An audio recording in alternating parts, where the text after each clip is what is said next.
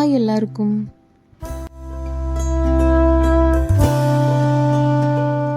இன்னைக்கு ஒரு சூப்பரான விளாக் தான் பார்க்க போகிறோம். நாங்கள் எல்லோரும் கிளம்பி இங்கே குவைத்தில் அஹ்மதியில் இருக்கிற குவைத் நேஷ்னல் டேக்கு போட்டிருக்க லைட்டிங்ஸ் எல்லாம் தான் பார்க்க போகிறோம். ஃபெப்ரவரி மந்த் வந்து ஹாலா ஃபெப்ரவரி அப்படி சொல்லிட்டு சொல்லுவாங்க. ஹாலா ஃபெப்ரவரி அப்படிங்கிறதுக்கு மீனிங் வந்து வெல்கம் ஃபெப்ரவரி அப்படிங்கிறது தான். ஃபெப்ரவரி மந்த்தை வந்து செலிப்ரேட் பண்ணுற விதமாக இதை வந்து மீன் பண்ணுறாங்க. அதோட ரீசன் வந்து February 25th வந்து நேஷ்னல் டே செலிப்ரேட் பண்ணுறாங்க. February 26th வந்து லிபரேஷன் டே செலிப்ரேட் பண்ணுறாங்க. வந்து February 25th வந்து நேஷ்னல் டே.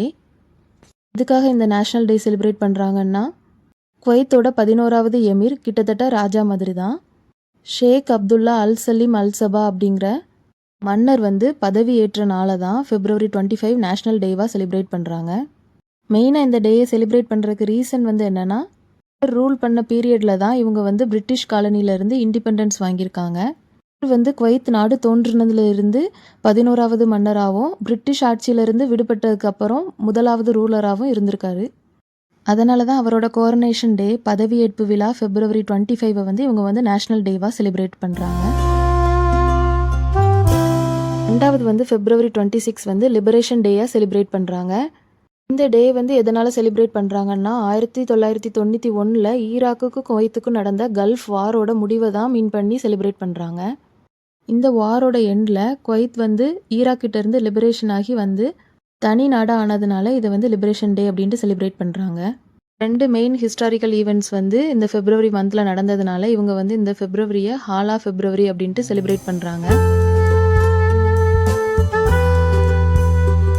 இங்கே இந்த ஹாலா ஃபெப்ரவரிக்கு தான் குவைத்தில் அகமதி ஏரியா ஃபுல்லாகவுமே என்ன பண்ணுவாங்கன்னா இப்படி லைட்டிங்ஸ் வச்சு டெக்கரேட் பண்ணியிருப்பாங்க. இந்த மந்த் ஃபுல்லாகவே அப்படி டெக்கரேட் பண்ணி வச்சுருப்பாங்க. ஒவ்வொரு இடமா போட்டு மந்தோட எண்டில் வந்து ஃபுல்லாகவுமே அந்த ஏரியா ஃபுல்லாக டெக்கரேட் பண்ணி வச்சுருந்தாங்க. மெயினாக இதோட லைட்டிங்ஸ் வந்து இந்த குவைத்தோட ஃப்ளாகை வந்து மீன் பண்ணும். அதில் ஃப்ளாகில் இருக்கிற கலர்ஸ் தான் மெயினாக வந்து யூஸ் பண்ணியிருந்தாங்க. ரெட்டு, ஒயிட்டு, க்ரீன் அந்த மாதிரி.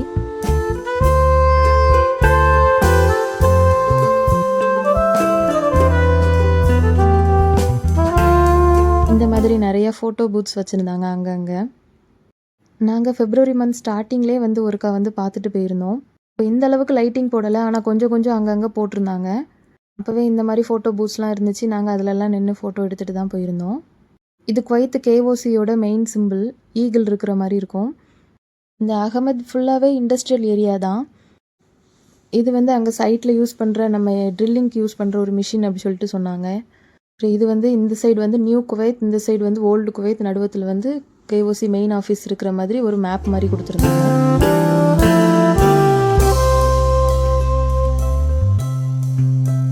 ஒரு லைட்டிங் வந்து அங்கே ஒர்க் பண்ணுற ஒர்க்கர்ஸை வந்து டெபிக்ட் பண்ணுற மாதிரி இருந்துச்சு.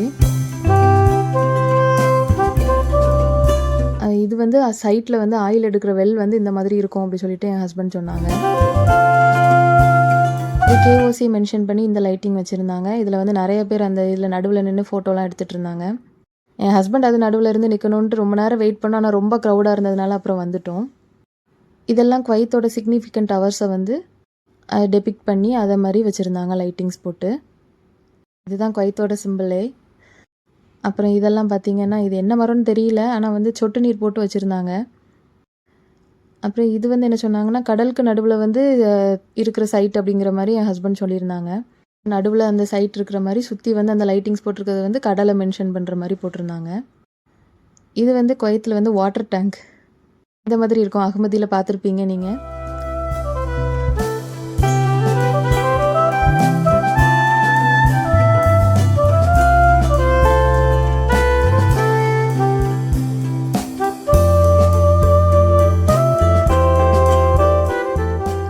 மரம் எதுவுமே விட்டுருக்க மாட்டாங்க. பார்க்கவே ரொம்ப கண் குளிர்ச்சியாக இருக்கும். சின்ன பிள்ளைங்களாம் ரொம்ப என்ஜாய் பண்ணுவாங்க இந்த மாதிரி லைட்டிங்ஸ்லாம் பார்த்து. இது வந்து 2025 ஒரு செட்டப் வச்சுருந்தாங்க. நாங்கள் போகிற நேரம் நல்ல வேலை க்ரௌட் இல்லை. உடனே ஒரு ஃபோட்டோ எடுத்துகிட்டு நாங்கள் டக்குன்னு கிளம்பிட்டோம். இது வந்து இன்னொன்று ஒரு லேடி வந்து கையில் குவைத் ஃப்ளாக் வச்சுருக்கிற மாதிரி ஒரு இது. என் பாப்பா இப்போ கொஞ்சம் ஃப்ளாக்ஸ்லாம் சொல்லி கொடுத்துட்ருக்கேன். அதனால் அவள் வந்து இந்த குவைத் ஃப்ளாக் அந்த மாதிரி மெயினாக ஒரு 10 ஃப்ளாக் மட்டும் சொல்லி கொடுத்துருக்கேன். அவள் வந்து அவங்க அப்பாட்ட அந்த கலர்ஸ்லாம் சொல்லிட்டு இருந்தா. February மந்தில் வந்து குவைத்தே வித்தியாசமாக இருக்கும். இந்த வெயிலெலாம் முடிஞ்சு இந்த எப்படி சொல்கிறது, குவைத்தோட ஸ்ப்ரிங் சீசன் மாதிரி இருந்துச்சு. இந்த பூலாம் ஜனவரி மந்த் ஸ்டார்ட்டிங்கில் தான் வச்ச மாதிரி இருந்துச்சு. கடகடன்னு இவ்வளோ அழகாக வளர்ந்து சூப்பராயிட்டு. எல்லாத்துக்குமே பார்த்திங்கன்னா சொட்டு நீர் போட்டிருந்தாங்க. நாங்கள் அப்படி இந்த பூவெல்லாம் பார்த்துட்டு அப்புறம் இங்கேருந்து ரோட் கிராஸ் பண்ணி அடுத்து அந்த சைடு ஒரு பார்க்லேயும் ஃபுல்லாக லைட்டிங்ஸ் போட்டிருந்தாங்க. அதை பார்க்குறக்கு போனோம்.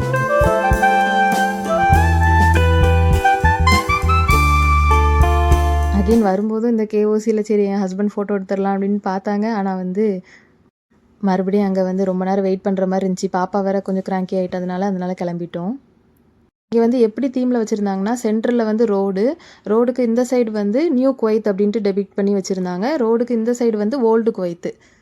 அதாவது ஓல்டு குவைத்தில் எப்படி இருந்தாங்கன்னா அங்கே வந்து ஃபார்மிங் பண்ணுறது, அதுக்கப்புறம் ஃபிஷ்ஷிங் பண்ணுறது, இதுதான் மெயினாக இருந்துச்சு. அதை வந்து டெபிக்ட் பண்ணி இங்கே ஓல்டு குவைத்தோட இதெல்லாம் இருந்துச்சு. நம்ம ஃபஸ்ட்டு பார்த்த இடம் வந்து அதாவது எண்ணெய் எடுக்க ஆரம்பித்த பிறகு குவைத் வந்து எப்படி மாறி இருக்கு அப்படிங்கிற மாதிரி அது வந்து கேஓசியில் மெயினாக என்னெல்லாம் இருக்கும் அப்படின்னு சொல்லி அதை வந்து டெபிக்ட் பண்ணி வச்சுருந்தாங்க. இது வந்து ஒரு டெசர்ட் செட்டப்பில் ஒரு டென்ட்டு, அது கூடவே கொஞ்சம் கேமல், அந்த கீழே பச்சை பச்சையாக இருக்கிறதெல்லாம் புல் மாதிரி வச்சுருந்தாங்க. ரொம்ப அழகாக இருந்துச்சு. என் பாப்பா அந்த சைடு நியூ குவைத்தில் இருக்கும்போது பார்க்கும்போது அவளுக்கு வந்து அங்கே ஃபுல்லாக அந்த மிஷின் அந்த மாதிரி இருந்ததுனால ரொம்பவே அவள் வந்து அதை பார்க்கல. அங்கேயே ஓடிட்டு தான் இருந்தா. இங்கே வந்தோடனே தான் அந்த கேமல், இந்த வெள்ளு இந்த மாதிரி பார்த்தோன்னே ஃபிஷ்ஷு இந்த மாதிரிலாம் வச்சுருந்தாங்க. பார்த்தோன்னே அவளுக்கு அது கொஞ்சம் பிடிச்சிச்சா புரிஞ்சிச்சா என்னன்னு தெரியல. இங்கே வந்தோடனே கொஞ்சம் அமைதியாக எல்லாமே பார்த்துட்டு கொஞ்சம் என்ஜாய் பண்ணிட்டு இருந்தா. இது வந்து ஒரு டென்ட் மாதிரி வச்சு அவங்க வந்து அந்த காலத்தில் மெயினாக யூஸ் பண்ண ஒரு சில பொருட்கள், கிளாக்கு, அதுக்கப்புறம் கெட்டில், அதுக்கப்புறம் பாட்ஸு, அப்புறம் தான் அந்த லேட்டன் விளக்கு, நம்ம ஊரில் இந்த விளக்கு சொல்லுவோம்ல அந்த மாதிரி இது பழைய காலத்து பொருட்கள்லாம் வச்சுருந்தாங்க.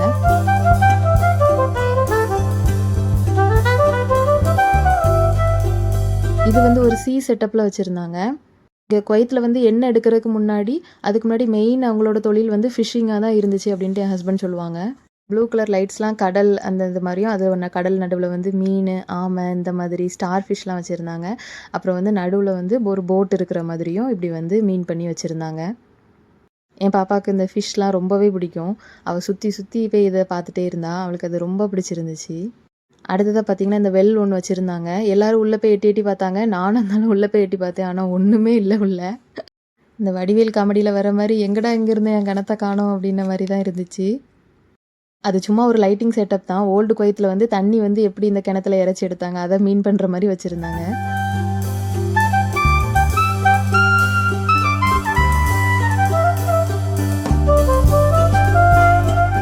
அப்புறமா நாங்கள் இங்கேருந்து கிளம்பி அஹ்மதி பார்க்கு கிட்டேயும் ஒரு இடத்துல லைட்டிங் போட்டிருந்தாங்க. அது வந்து நாங்கள் ஏற்கனவே ஒரு நாள் பார்த்துருந்தோம் வந்து. அப்போ வந்து இந்த இடத்துலலாம் லைட்டிங் போடலை, அந்த ஒரு இடத்துல மட்டும் தான் லைட்டிங் போட்டிருந்தாங்க. சரி அதுலேயும் வேறு ஏதாவது லைட்டிங்ஸ் எதுவும் போட்டிருக்காங்களா அப்படின்ட்டு ஒரு எட்டு போய் பார்த்துட்டு போயிடலாம் அப்படின்ட்டு ஹஸ்பண்ட் கூட்டிகிட்டு போனாங்க. என் பாப்பா அந்த ரோடை பார்த்துட்டு சொல்கிறா ஃபேரி லேண்ட் அப்படி சொல்லிட்டு சொன்னான். உண்மைக்குமே அவ்வளோ அழகாக இருந்துச்சு. அந்த நைட் நேரத்துக்கு லைட்டுக்கும் இதை விட நேரில் பார்க்கும்போது ரொம்பவே அழகாக இருந்துச்சு.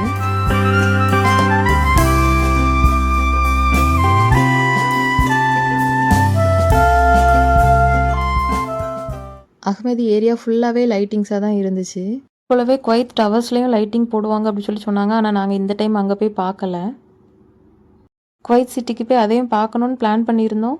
ஆனால் கடைசியில் அந்த பிளான் ட்ராப் ஆகிட்டு நெக்ஸ்ட் இயர் பார்த்துக்கலாம் அப்படின்ட்டு விட்டாச்சு.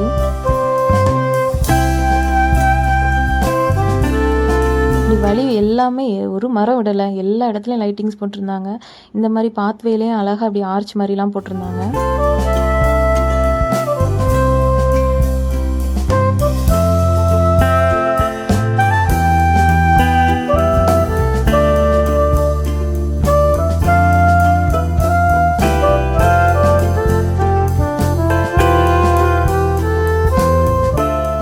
கேஓசி பில்டிங் எல்லாத்துலேயுமே லைட்டிங்ஸ் போட்டிருப்பாங்க. என்ன சொல்கிறது, ஃபெப்ரவரி மாதம் ஃபுல்லாக குவைத்தே மின்னிக்கிட்டு தான் இருக்கும் அப்படிங்கிற மாதிரி தான் இருந்துச்சு.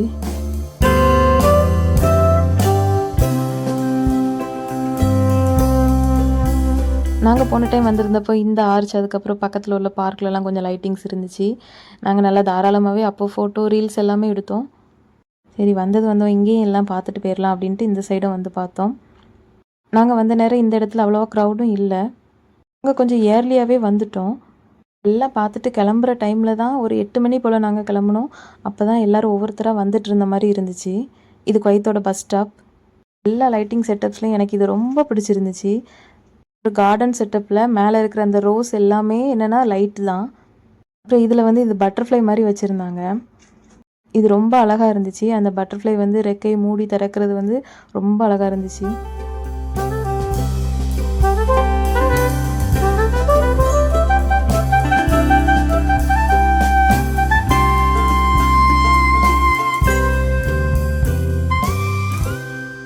இந்த மரத்து மேலேயும் நிறைய லைட்டிங்ஸ்லாம் தொங்க விட்டுருந்தாங்க. எந்த மரம்னு பார்த்தீங்களா, நம்ம ஊர்லலாம் ஒட மரம்னு சொல்லுவாங்க. கருவேல மரம் அப்படி சொல்லுவாங்க. எங்கள் ஊர் சைட்லாம் ஒட மரம் அப்படின்னு சொல்லுவாங்க. இது வந்து ஒரு ஊஞ்சல் செட்டப்பில் இருந்துச்சு. நாங்கள் ஃபஸ்ட் டைம் வந்தப்போ இதில் ஊஞ்சல் ஆடலாம் போல் அப்படின்னு நினச்சிட்டு வந்தோம். ஆனால் இது வந்து ஃபுல்லாக வேலி போட்டு வச்சுருந்தாங்க. அப்புறம் இதுவும் பார்த்திங்கன்னா ஒரு பெரிய அம்ப்ரெல்லா மாதிரி வச்சுருந்தாங்க. இது கீழே நிறைய பேர் நின்று ஃபோட்டோஸ் எடுத்துகிட்டு இருந்தாங்க. நாங்களும் போன டைம் வந்திருந்தப்போ இதெல்லாமே இருந்துச்சு. நாங்கள் அப்போ அந்த அம்ப்ரெல்லா கீழே நின்றுலாம் ஃபோட்டோ எடுத்துகிட்டு போனோம்.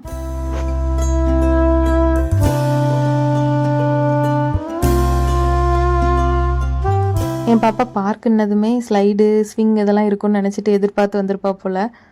அப்புறம் லைட்டிங்ஸ்லாம் பார்த்து என்ஜாய் பண்ணா. அதனால் அதுக்கப்புறம் கேட்டா, அப்பா ஸ்விங்கு ஸ்லைட்லாம் இல்லை அப்படி சொல்லிட்டு கேட்டா. அதனால சரி அவள் கூட கொஞ்ச நேரம் அங்கேருந்து விளாண்டுட்டு அதுக்கப்புறம் ஒரு 8 o'clockலாம் நாங்கள் அங்கேருந்து கிளம்பிட்டோம். இது வந்து அகமதியோட சர்ச்சுன்னு சொன்னாங்க. நாங்கள் போன டைம் வந்திருந்தப்பவே இதில் வந்து லைட் எல்லாமே போட்டிருந்தாங்க. இதுதான் இந்த பார்க்கோட ஃபுல் வியூ.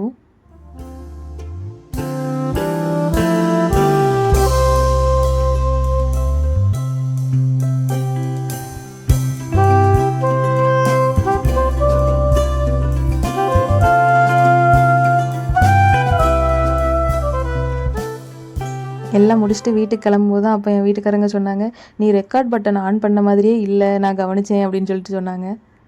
எனக்கு ஒரே ஷாக் ஆகிட்டு அப்புறம் மறுபடியும் எல்லா வீடியோலாம் எடுத்து செக் பண்ணேன். எல்லாமே நான் ரெக்கார்ட் பண்ணியிருந்தேன். சில நேரத்தில் அப்படி ரெக்கார்ட் பண்ணிட்டே நினச்சிட்டு இருப்பேன். ஆனால் ரெக்கார்ட் பண்ணாமல் மறந்துருப்பேன். நல்ல வேளை இந்த டைம் அப்படிலாம் எதுவுமே நடக்கலை. உங்களுக்கு இந்த vlog பிடிச்சிருந்துச்சுன்னா இந்த வீடியோக்கு லைக் பண்ணுங்கள். குவைத்தோட நேஷ்னல் டே பற்றி தெரிஞ்சுக்கிறதுக்கு உங்கள் ஃப்ரெண்ட்ஸுக்கு ஷேர் பண்ணுங்கள். மறக்காமல் என்னோட சேனலையும் சப்ஸ்கிரைப் பண்ணுங்கள். மறுபடியும் இன்னொரு வீடியோவில் பார்க்கலாம். பாய்.